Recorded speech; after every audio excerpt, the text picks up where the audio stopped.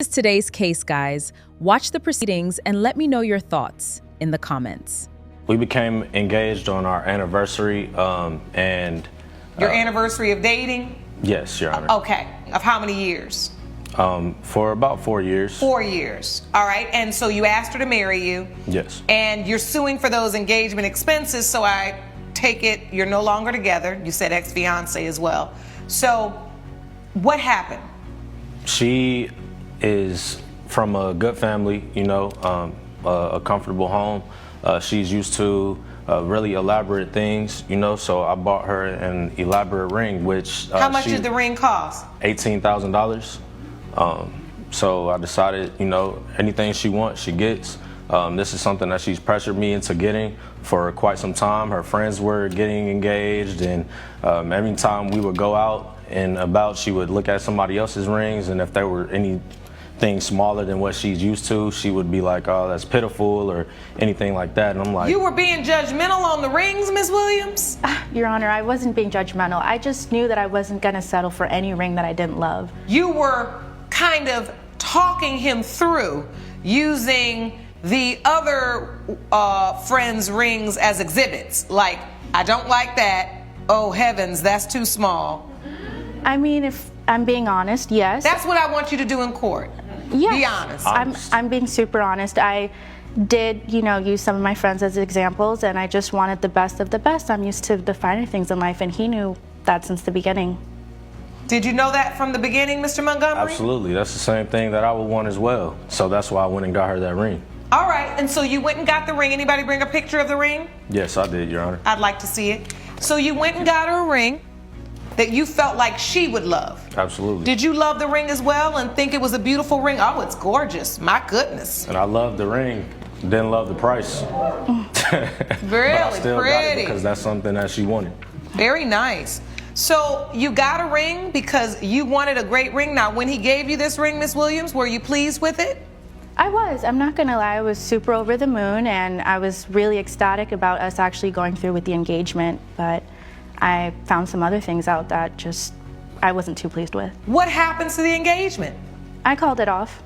You called it off? Yes. Now, why did you call it off? One day I was checking the mail, and I saw a letter from a fertility clinic, and it just caught me off guard. He hid that from me. Not once did he ever consult me about going to a fertility clinic. And you got the letter, or it was addressed to him and you opened his mail? Because why would you get it? I opened the mail, Your You Honor. opened his mail? Yes. Yes, Your Honor. Well, that alone. So you opened his mail, which you know you're not supposed to be doing, right? Yes. But you saw a fertility clinic, so you got curious. Yes. To be fair. Not to be fair, you being honest, not fair. Being honest, yes. All right, and so you saw what was it in the letter? That he was donating his sperm for money. To buy the ring. To buy the ring. It just hit me. Because I was just about to ask him, what line of business are you in, Mr. Montgomery? This is for a young person, this is a really big investment. Absolutely, and I work in tech. Well, that's a great, you could have gotten it from the tech field. I make a great amount of money, but on top of other expenses, obviously dealing with a mortgage, prior to the engagement, I'm going to have to pay for things that come with the bachelor party and the wedding. No, you don't pay for the bachelor party. No, but anything, that I have to deal with her, like, I'm going to have expenses for that. Well, you ain't her husband yet. Did you feel completely financially responsible for her before you married her? I like to stay ready so I don't have to get ready. I know that's right, honey. What happened? I was bringing in a couple extra $100. I got $400 a week. I would go 2 times a week to the sperm donor, put $1,000 each paycheck aside for the ring. What made you make that decision? If you work in tech, I was thinking, I took on some projects outside of work. I didn't know what you were going to come up with, but to say, okay, I decided to go to the sperm bank, that is a very interesting and impactful decision. Absolutely. Yeah. I'll say that. And so, because you're potentially helping someone else bring life into the world, which is great. But was it something that you shared with your fiance? Well, no, Your Honor. Nobody saw it coming except me. But, I had to do it. I just got it! I wasn't ready. He told me to stay ready so I didn't have to get ready, and I wasn't ready. I thought, I looked at Sean. I was holding it. Sean, you held it in good. I was like, oh, okay. Alrighty. That was funny. So you made this decision, but you didn't discuss it with and it would have been your fiance yet because you hadn't asked her. You were preparing to buy the ring. Correct. But did you share any of this at that time with your girlfriend? No, Your Honor, because I just wanted to do what made her happy at the end of the day. And I did whatever I could to make her happy, and I thought that's what this would amount to, but obviously it didn't. Because you got her a ring that made her happy, the actual physical ring, but then, Ms. Williams, you were upset that meant that he had been at the sperm bank. Yes. And you didn't know about it. Yes, Your Honor. I feel betrayed.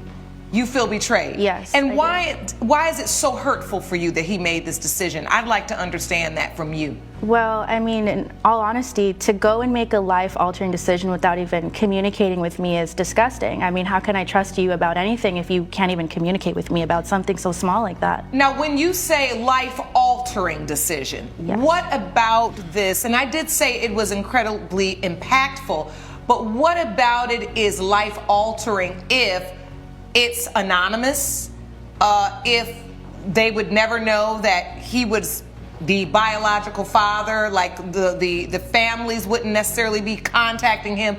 How would it alter your life? Or is it just such an important and, like I said, impactful decision you felt like you deserved to know? I did deserve to know. I just can't sleep at night knowing that there's a bunch of random potential children running around. Like, it doesn't fit my lifestyle. It doesn't fit anything that I had seen between us, and I'm just... Why would the children be random? Could they just be blessings to people who don't have the opportunity to conceive the natural way? I was doing a great thing. Montgomery, be quiet while I'm trying to help you plead your case. But go ahead. I mean, it may be a blessing to some other families, but it's just a blessing to them, but it's deceitful to me. It's a blessing to them, but it feels deceitful to you. Yes. And I do understand that. Yes. I think as a woman, I would have probably been taken aback as well if I heard this and had no knowledge of it. Thank you. So, Mr. Montgomery, when you found out your fiance was really upset about it, what was your response? How did it all fall apart? It all fell apart when she first went through my mail, obviously, and then I was trying to explain to her that, you know, we're not necessarily doing it the most in our bedroom. So, I mean, either way, I had enough. Did we go there? Yeah, I had enough to, you know, don to, you know, others in the world, but I was doing it to... I think this just went scientific. Yeah. That's a lie. That's a lie. No, it's not. It is a lie. So you're saying you weren't having a healthy sex life, so you were more than prepared to contribute to the sperm bank. I'm trying to say this without being vulgar. You were more than prepared to contribute to the sperm bank consistently. Is that what you're saying? I did. And so how many instances did you go to the sperm bank, and how much money did you earn going? Is that in your evidence? Yes, it is, Your Honor. Overall, I actually got about $9,600, I believe. Yeah, $9,600. So you earned $9,600 over the course of how many weeks? A few weeks. I went 2 times a week, sometimes 3, sometimes 1. And how much do you get paid every time you go and give sperm? $400 a week. $400 a week or per session? No, about $200 per session, but I got $400 a week, so I didn't go every 3 times. You were making an extra $400 a week. Yes, so that I could get her whatever she needed me to get. And you felt a sincere pressure and desire to give her what she wanted. Absolutely. And so when it all fell apart, what happened? You gave the ring back, Ms. Williams? Well, I did get it evaluated, and I will be honest, it was the real ring that I wanted. It's the ring that I sent him, which I'm happy about. It's just, I just felt disgusted by the whole donating sperm behind my back. Can you maybe think outside of yourself? Because I think there are a lot of college students and postgraduate students. There are a lot of men that donate to the sperm bank when they need a lot of money. I think the point is it's a private matter, which is why the mail is just addressed to him.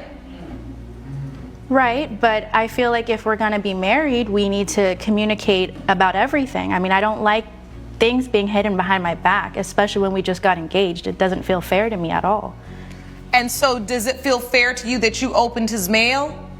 No, but I felt like I needed to protect myself. I'm about ready to rule once I get these numbers together, but I want to understand, if you had married him, gotten married, never opened his mail, and then he said to you, I really want to have a talk with you, honey, and I want to tell you, like, when I was trying to get this ring and, I donated to the sperm bank, would you have divorced him because of that?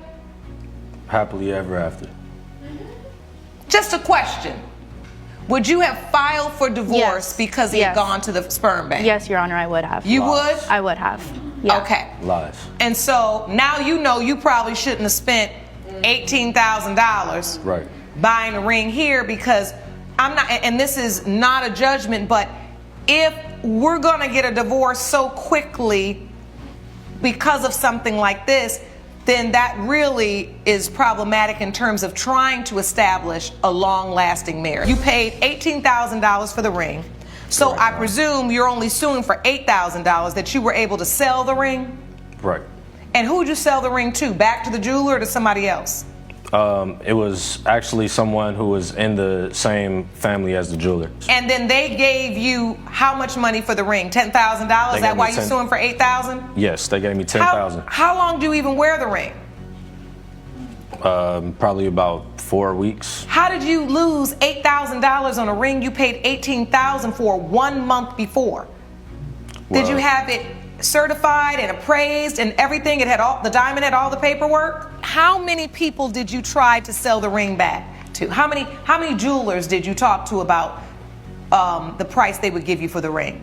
A few. I consulted with a few, and I went with who gave me the most. So this was the most? Yes. Do you have any estimates or offers from any of the other jewelers present? No, I don't, Your Honor. That's All all right. I have right there. All right. When you're dealing with an engagement ring, most often it's considered a conditional gift of marriage, meaning you're giving this gift with the expectation that you're going to get married. Whoever calls the marriage off usually returns the ring. You did return the ring. You didn't keep it for yourself. You returned it. With that said, you had the ring in your possession. You're shaking, you said no, your head no. You didn't return the ring? No, I did. I did return the ring. I mean, I got it evaluated first. I was planning on keeping it, I will admit to that, but I didn't want anything to do with him. I didn't want to be reminded of him, so. All right, and so my first statement was you return the ring. Yes. At the point that she returns the ring, it's in your possession. Now you have the responsibility to figure out how much money, right? Mm-hmm. Can I get for this ring? You may not get the same amount. I would have taken it right back to the jeweler you got it from. Seems like to me they could have done a little bit better than $10,000. Right. I don't know why that amount was that small. I don't either. That's a problem for me. This is the bottom line, Mr. Montgomery. You chose to buy a very expensive ring because you wanted to make your future wife happy.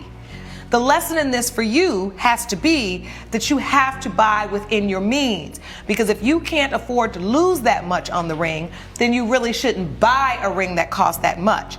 It's up to you to get the best price for the ring that you could, and I think you should have shopped a little bit longer to make sure you got a better price. I would love the fact that I could hold her responsible because she went in your mail, which you ain't have no business doing. But the very truth is, she didn't keep the ring. She gave it back to you, as she should have. You're right, Your Honor. Judgment for the defendant. Plaintiff's case is dismissed. Judgment for the defendant. Court is adjourned. Judge Lake has ruled in favor of the defendant. The plaintiff's case is dismissed. This was a mistake. I should have shot for another wife. Okay. Please follow me. What do you think about this video? please drop your thought in the comment section.